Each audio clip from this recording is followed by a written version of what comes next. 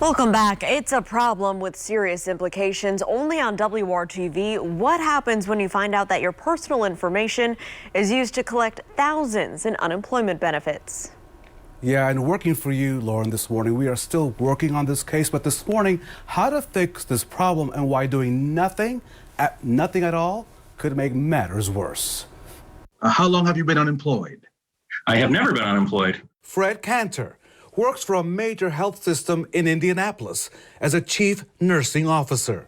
I really like to help people. I like to be there in that time of need and be that, calm and help people get through the worst time in their life. In January, he received a letter from the Indiana Department of Workforce Development saying that he was overpaid $1,170 in unemployment benefits. Remember, he's never been unemployed.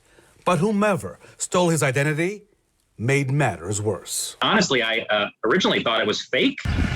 Fred went home and checked on his computer. Let me show you what he saw.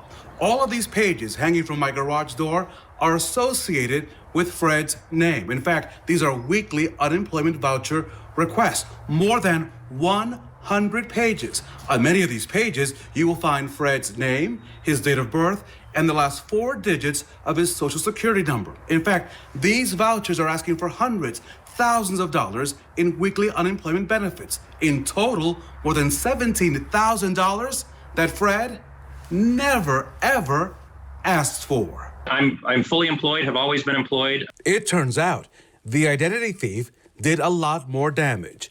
Fred's paperwork also included a form known as a 1099, which reports taxable income like unemployment benefits. It shows that someone used his name to collect $17,370 in benefits between May and December of 2020. So what he thought began as an overpayment of $1,170 was in reality $17,370. I just kind of thought, wow, this can't be real. You don't want the state of Indiana to believe you owe them money, and that's a lot. That is a lot. On any given day, right? And then your ID is, someone has your ID somewhere out there in America or somewhere in the world. What do you make of this? This is like a lot.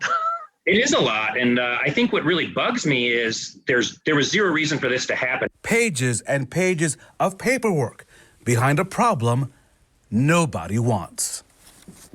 It is a lot, it is overwhelming, and overnight while I was sleeping, Fred did send me an email letting me know that someone with the state has contacted him.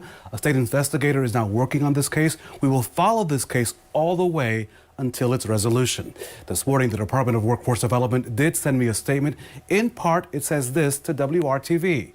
We will be issuing corrected 1099s. We do not yet have the mechanism to do so and are working with the IRS on this. Once we complete our investigation and have the ability to issue 1099s, he will receive one. But this will also impact anyone else, Lauren and Megan, who are caught up in this mess. And this could be dozens or even hundreds of people. Oh, and Raphael, your heart just breaks for people like Fred because this is so much paperwork, so much that they have to deal with that they didn't ask for. And we know that a lot of people have been waiting for those unemployment benefits. One of the reasons we're told that things have been delayed here in the state is because of fraud cases by those identity thieves.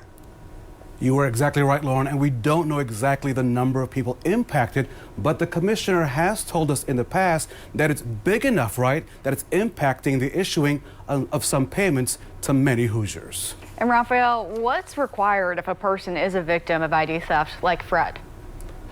So I'm glad you asked that. Here is the roadmap. This roadmap is not voluntary.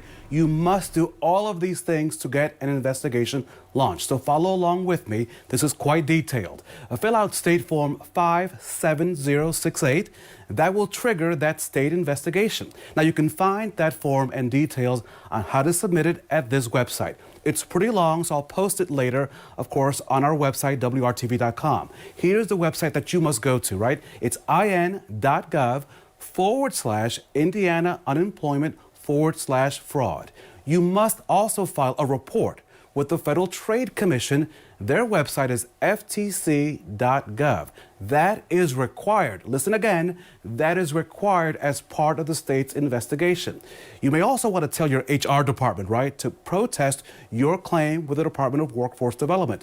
That will help you out during this process. And of course, always talk to your tax preparer when it comes to your money, just to make sure that you have everything in order.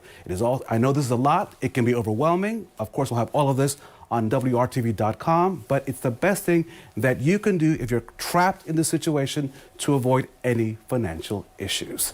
Lauren?